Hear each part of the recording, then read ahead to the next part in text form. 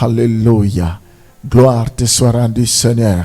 Je te suis reconnaissant ce matin. Oui, Père, tu ne cesses de nous étonner. Tu es le maître des temps et des circonstances.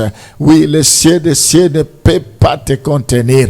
Tu es un Dieu saint, saint, saint. Oh Seigneur, je te bénis parce que les 4 êtres vivants se prosternent devant toi. Les 24 vieillards te disent, à toi la gloire, à toi l'honneur, à toi la puissance. Tu es Dieu, tu le resteras à jamais. Quel que soit le problème, tu es Dieu. Quelles que soient les situations, tu es Dieu. Tu n'as jamais été limité. Tu as toujours une solution pour chacun d'entre nous. Tu as mille et une solutions, Seigneur, à tous nos problèmes. Devant la mort de Lazare, tu n'as pas tremblé, tu es resté constant. Tu as dit que ce n'est pas une maladie qui t'amènera à la mort. Malgré que Lazare est mort, tu es resté constant, Seigneur. Tu as dit, où l'avez-vous mis? Quand tu es arrivé devant le tombeau de Lazare, tu as dit, Lazare, sors. Après avoir demandé qu'on déplace la pierre, tu as dit, Lazare, sors. Oh, tu es Dieu. Toi qui as ressuscité Lazare, tu es capable de nous ressusciter. Que tout ce qui était mort dans nos vies revienne à la vie. Tu es capable de le faire.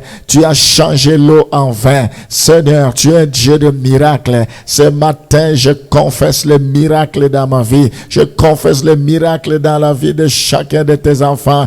Toi qui as arrêté la tempête, tu as menacé le vent. Silence. Tais-toi, toi qui as guéri les malades. La Bible dit, tu allais de ville en ville guérissant les malades. C'est pourquoi ta renommée s'est accrue. Tu es le même hier, aujourd'hui, éternellement. Ce matin, tu es capable d'opérer les miracles. Ce matin, tu es capable de guérir les malades. Tu es capable de ressusciter les morts. Ce matin, tu es capable, Seigneur, de faire marcher les paralytiques, de recouvrir les yeux des aveugles. Oh Seigneur, de purifier les lépreux. Sois béni. La Bible dit, l'Esprit du Seigneur est sur moi. Il m'a envoyé pour libérer les captifs. Si le Fils vous a franchi, vous serez réellement libre. Merci Seigneur, parce que c'est toi qui as franchi. Oui Seigneur, tu continues encore à agir jusqu'à ce jour. Je te bénis parce qu'à toi il n'y a point de changement ni de variation d'ombre. Alléluia. Kora Santa Rabashi Rikamana Santa Yokonomana Santa Rabababa Erama Santa Yokonomana Santa Rababa. Tu n'es pas semblable au Dieu de Baal. Tu es celui qui entend les prières. Oui, tu réponds à nos prières. Tu agis, tu Père éternel, c'est toi qui fais la différence. La Bible dit, vous verrez désormais la différence entre ceux qui me servent et ceux qui ne me servent pas. Manifeste-toi ce matin. Nous voulons un rendez-vous divin. Nous voulons, Seigneur, que tu nous parles comme si tu nous avais jamais parlé. Je te bénis. Ouvre nos yeux spirituels ce matin. Ouvre nos oreilles spirituelles ce matin. Au nom de Jésus. Nous t'avons ainsi prié. Amen. Nous allons lire Genèse chapitre 3, le verset 6 à 9. Genèse chapitre 3, le verset 6 à 19. La femme vit que l'arbre était bon à manger et agréable à la vue, et qu'il était précieux pour ouvrir l'intelligence. Elle prit de son fruit et en mangea. Elle en donna aussi à son mari qui était auprès d'elle, et il en mangea. Les yeux de l'un et de l'autre s'ouvrirent. Ils connurent qu'ils étaient nus, et ayant conçu des feuilles de figuier, ils s'enfuirent des ceintures. Alors ils entendirent la voix de l'Éternel Dieu qui parcourait le jardin vers le soir. Et l'homme et la femme se cachèrent loin de la face de l'Éternel Dieu au milieu des arbres du jardin. Mais l'Éternel Dieu appela l'homme et lui dit, où es-tu?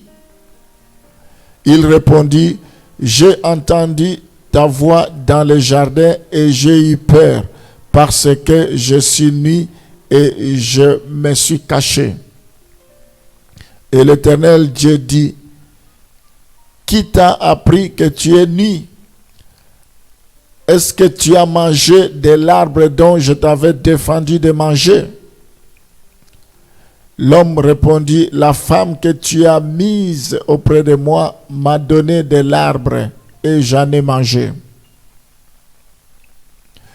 Et l'Éternel Dieu dit à la femme, pourquoi as-tu fait cela? La femme répondit, le serpent m'a séduite et j'en ai mangé. L'Éternel Dieu dit au serpent, puisque tu as fait cela, tu seras maudit entre tous les bétails et entre tous les animaux des champs.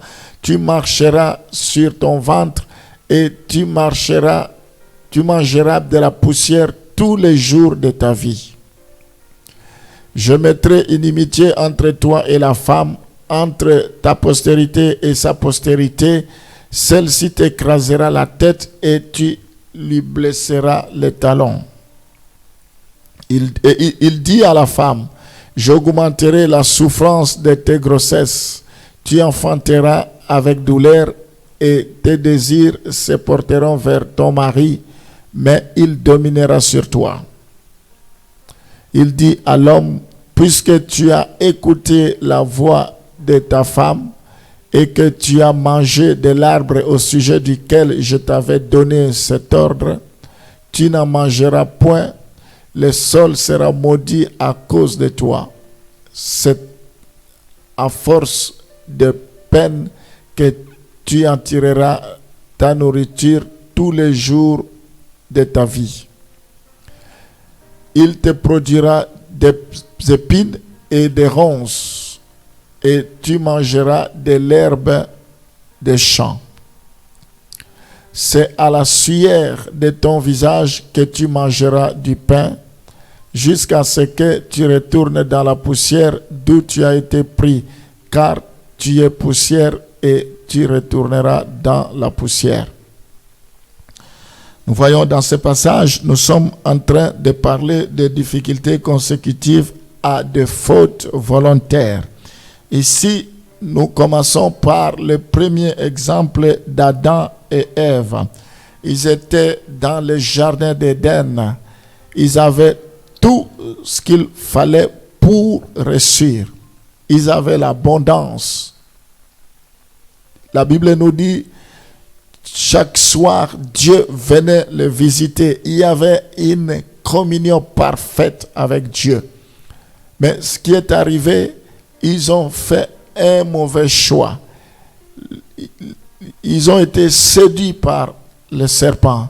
Nous voyons que Dieu, en les plaçant dans le jardin d'Éden, il avait dit, vous pouvez manger de tout ce qui se trouve dans le jardin, sauf l'arbre de connaissance du bien et du mal. Les jours que vous en mangerez, vous mourrez. Ils avaient connaissance de cette loi. Ils avaient connaissance des Écritures. Ils sont restés pendant longtemps sans violer les Écritures, sans faire le contraire de la volonté de Dieu. Mais voilà qu'un beau jour, Ève a été séduite par le serpent. Et depuis, quand ils ont mangé l'arbre de connaissance du bien et du mal, nous voyons que ils se sont rendus compte que leurs yeux s'ouvrirent, ils étaient nus, ils ont eu honte et ils sont allés se cacher. Nous voyons ici que c'est un acte volontaire. Ils ont fait le choix de désobéir. Ici, l'acte, c'est la désobéissance. J'aimerais vous dire que la désobéissance, c'est aller à l'encontre de la volonté de Dieu. Dieu, la Bible dit, l'obéissance vaut mieux que le sacrifice. Nous devons obéir à la parole de Dieu. Nous devons faire la volonté de Dieu. Dieu n'aime pas la désobéissance. Peut-être nous sommes encore dans la désobéissance. Nous n'avons pas encore réussi à mettre la parole de Dieu en pratique. Jusque-là, nous continuons encore à désobéir. Jusque-là, nous continuons encore dans le péché, dans la pornographie. Nous sommes encore dans dans le péché. Nous vivons encore dans le concubinage. Nous vivons encore dans l'hypocrisie malgré que nous connaissons la parole de Dieu. La Bible dit: quiconque prononce le nom de l'Éternel doit s'éloigner de l'iniquité. Nous devons nous éloigner de toutes sortes de péchés. Le salaire du péché, c'est la mort. Mais le don gratuit de Dieu, c'est la vie éternelle. Nous voyons, pour revenir dans notre texte, nous voyons Adam et Ève avaient désobéi. Ce qu'ils ont commis comme péché, c'est la désobéissance. Et cela leur a coûté trop cher. Comme conséquence, c'est la malédiction. Nous voyons que Dieu a prononcé la malédiction sur Satan. Dieu a prononcé la malédiction sur la femme et il a fini par prononcer la malédiction sur l'homme.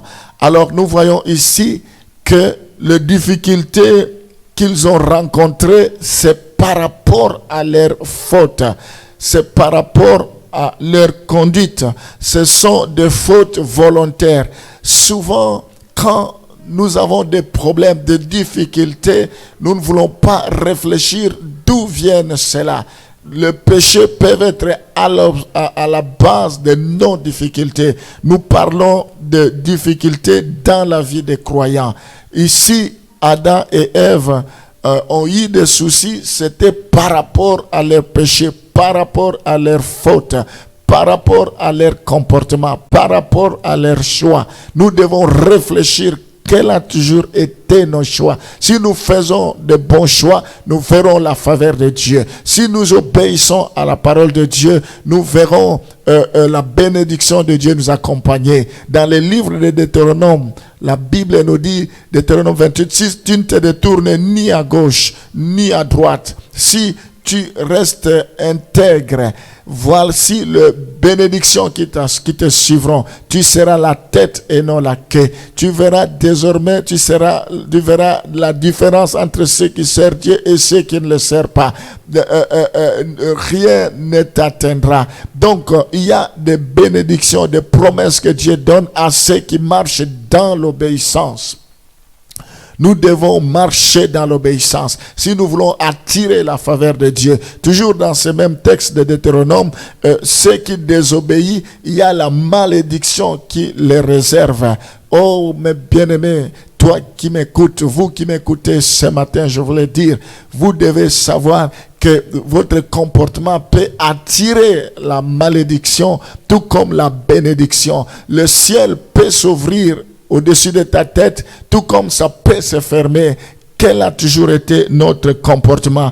Alors ici, ce qui est arrivé dans la vie d'Adam et Ève, eux-mêmes sont des responsables. Et nous aussi, comme Adam et Ève, si nous demeurons dans la désobéissance, nous verrons des conséquences. Si nous demeurons dans la désobéissance, nous serons sous la malédiction. Si nous demeurons dans la désobéissance,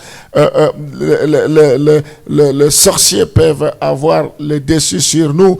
La malédiction peut nous atteindre et nous sommes vulnérables. Nous n'avons pas de protection parce que c'est Dieu qui protège. La Bible dit, si l'Éternel ne bâtit, celui qui bâtit en vain. Alléluia.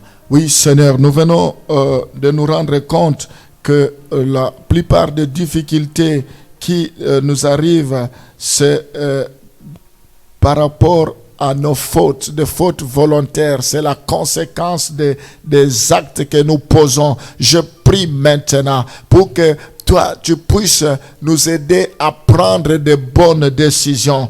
Comme Josué avait dit, vous devez cesser de clocher ça et là. Vous devez choisir qui vous voulez servir. Si c'est Baal qui est Dieu, allez derrière lui. Si c'est Dieu qui est, si c'est Yahweh qui est votre Dieu, vous devez vous aligner derrière lui. Mais moi et ma maison, nous servirons l'Éternel. Je prie, Seigneur, pour que tu nous aides dans le choix que nous faisons, que nous posons des bons choix. Je prie maintenant pour que nous ne puissions pas désobéir comme Adam et Ève ont désobéi. Ils n'ont pas voulu respecter la parole de Dieu. Tu n'aimes pas la désobéissance. La Bible dit, vaut mieux l'obéissance que le sacrifice. Que nous fait de nous des enfants obéissants. Sinon, la désobéissance va attirer la malédiction dans nos vies. Nous ne voulons pas être sous la malédiction.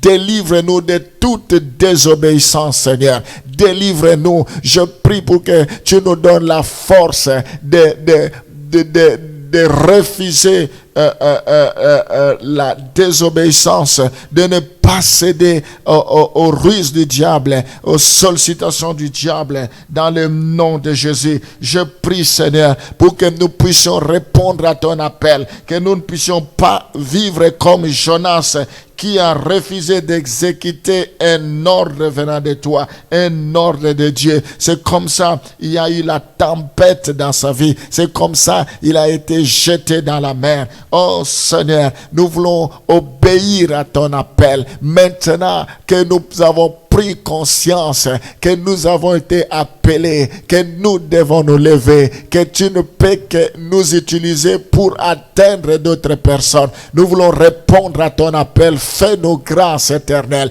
Nous ne voulons pas avoir les comportements de Jonas. Je prie, Seigneur Jésus-Christ, pour que tu puisses nous donner le discernement. Nous ne voulons pas être comme Akan qui a convoité, qui a volé le manteau, qui a convoité le butin et qui a fait la dissimulation, qui a choisi et il a caché cela. Comme conséquence, il a été lapidé, il est mort. Oui, Seigneur, nous voulons que tu puisses ouvrir nos yeux spirituels. Oh Seigneur, que nous ne puissions pas convoiter les choses de ce monde, le bien de ce monde. Que toi, tu puisses nous révéler qu'avant de faire quoi que ce soit, que nous puissions prier, que nous puissions demander ta volonté, que le présent ne puisse pas nous induire en erreur, que le présent ne puisse pas nous pousser à nous éloigner de toi. Nous ne voulons pas attirer la malédiction dans nos maisons, la malédiction dans nos vies. Nous ne voulons pas être une occasion de chute pour nos familles, pour nos enfants, à cause de nos erreurs, à cause de nos péchés. Fais-nous grâce éternelle, fais-nous grâce. Je viens prier, Seigneur, oh Père, à cause de mépris d'un avertissement de Hiel, de Bethel, comme nous avons vu, il y a eu la mort de ces deux enfants, parce que l'homme de Dieu avait dit qu'on ne peut pas rebâtir Jéricho, mais lui, il a passé outre ton avertissement. Oui, Seigneur, nous ne voulons pas aller à l'encontre de ta volonté. Nous ne voulons pas, Seigneur, nous opposer à ta volonté. Nous voulons que tous les avertissements, que nous les mettions en application, que nous puissions être des enfants obéissants, des enfants qui écoutent, des enfants dociles. Oui, Seigneur, fais-nous grâce, donne-nous le cœur de la chair, change le cœur incrédule à cœur de chair, ôte le cœur de la pierre dans nos vies, Seigneur. Nous voulons te plaire, nous avons été créés à ton image, à ta ressemblance. Fais-nous grâce ce matin. Oh, transforme-nous, sois béni à jamais. Au nom de Jésus, nous t'avons ainsi prié. Amen.